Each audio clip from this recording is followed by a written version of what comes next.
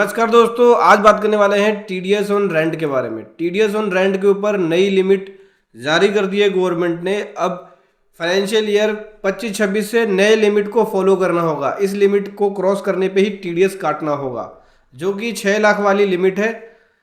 Financial year 25-26 से इस नए लिमिट को फॉलो करना है। चलिए समझेंगे कि क्या है लिमिट, कैसे है लिमिट और रेट क्या है और कौन से केसेस में लगेगा। एग्जाम्पल और केस स्टडी भी लेके आया हूँ, तो बहुत कुछ सीखने को मिलने वाला है, बहुत कुछ समझने को मिलने वाला है इस वीडियो के अंदर।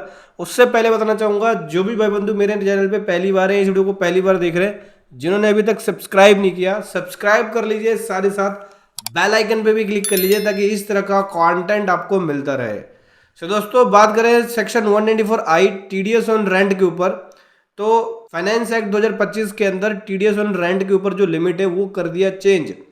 अब इसकी वजह से नई लिमिट को आपको फॉलो करना है। सेक्शन 194I के अंदर जो पुरानी लिमिट होती थी वो 2,40,000 रुपये की होती थी। अब जो नई लिमिट है वो 6 लाख रुपए की है।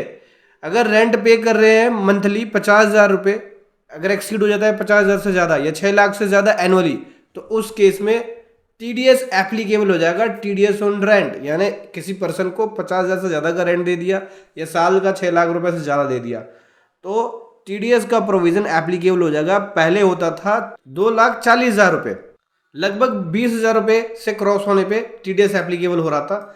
अभी 50,000 क्रॉस होने पे टीडीएस एप्लीकेबल है। तो जिनका टीडीएस के रूप में अमाउंट ब्लॉक हो जाता था 10%, उनके लिए राहत की सांस मिलेगी। समझते हैं कि क्या क्या रेट होता है।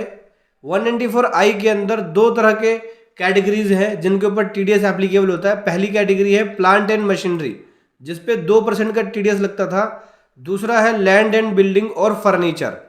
ये land and building and furniture है। देखो, कोई मशीनरी या प्लांट रेंट पे दे रहे हो तो 2% का टीडीएस लगेगा। वही अगर कोई प्रॉपर्टी रेंट पे दे रहे हो, जैसे बिल्डिंग, शॉप, कोई इंडस्ट्रियल शॉप हो गया, ऑफिस हो गया, तो जितनी प्रॉपर्टी से रिलेटेड है उस पर 10% का टीडीएस लगेगा, टीडीएस ऑन रेंट के ऊपर। ठीक है। अब नई लिमिट को कैसे फॉलो करना होगा, एग्जांपल के थ्रू समझो। XYZ लिमिटेड जो है रेंट पे ऑफिस स्पेस ले रही है मिस्टर शर्मा से, और मिस्टर शर्मा को मंथली रेंट 55,000 रुपये पे कर रही है, जो कि 50,000 की लिमिट को क्रॉस कर गया है।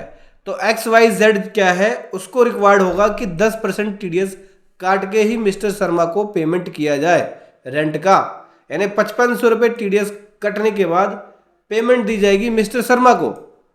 दूसरे केस स्टडी में समझो स्मॉल एंटरप्राइजेस पे क्या इंपैक्ट पड़ेगा। स्मॉल एंटरप्राइजेस है ABC लिमिटेड, जो कि मशीनरी रेंट ले रही है इक्विपमेंट रेंट लिमिटेड से 48,000 रुपये पर मंथ उससे मशीनरी का रेंट पे कर रही है।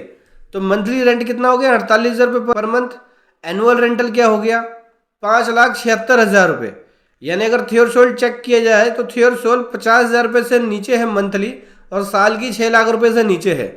तो ऐसे में ABC प्राइवेट लिमिटेड को टीडीएस काटने की रिक्वायरमेंट नहीं पड़ेगी, और वो मशीनरी को रेंट पे लेके उसका रेंट पे करके इजीली अपने बिजनेस को ऑपरेट कर सकती है। ABC लिमिटेड के ऊपर कोई भी टीडीएस का प्रोविजन एप्लीकेबल नहीं होगा। ऐसे में क्या होगा, ऐसे में जो businessman machinery and equipment rent पे लेते हैं वो इजीली अपना बिजनेस कर पाएंगे, उनके ऊपर टीडीएस के कंप्लायंसेस नहीं आएंगे।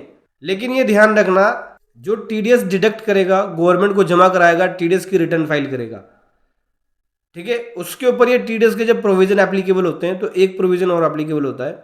मान के चलिए कि अगर मैं कोई रेंट पे ले रहा हूँ, 50,000 रुपये पर मंथ दे रहा हूँ, तो मेरे पे टीडीएस एप्लीकेबल तभी होगा जब अगर मैं इंडिविजुअल हूँ, प्रोप्राइटरशिप हूँ। तो प्रोप्राइटरशिप और इंडिविजुअल के केस में क्या होता है कि जब 1 करोड़ से क्रॉस हो जाती है मेरी टर्नओवर प्रीसीडिंग फाइनेंशियल ईयर के अंदर, तब मेरे पे सेक्शन 194I एप्लीकेबल होता है। ठीक है। और अगर मैं प्राइवेट पार्टनरशिप फर्म हूँ, प्राइवेट लिमिटेड कंपनी हूँ, 1% कंपनी हूँ, लिमिटेड लायबिलिटी पार्टनरशिप फर्म हूँ, तो उस केस में कोई लिमिट नहीं है। अगर टीडीएस की लायबिलिटी आ गई तो टीडीएस काटना ही पड़ेगा। ठीक है। इंडिविजुअल में 1 करोड़ की लिमिट मिल जाती है टीडीएस के कंप्लायंसेस को करने के लिए। 1 करोड़ क्रॉस नहीं हुआ यानी ऑडिट के दायरे में नहीं है, तो उस केस के अंदर आपको टीडीएस की रिक्वायरमेंट नहीं पड़ेगी 10% काटने की। तो दोस्तों ऐसे आपको न्यू लिमिट फॉलो करना है। सेक्शन 194I के अंदर टीडीएस ऑन रेंट 6 लाख वाली लिमिट मिल जाएगी आपको। वीडियो कैसे लगी जरूर बताएं। Thank you so much. जय हिंद, वंदे मातरम।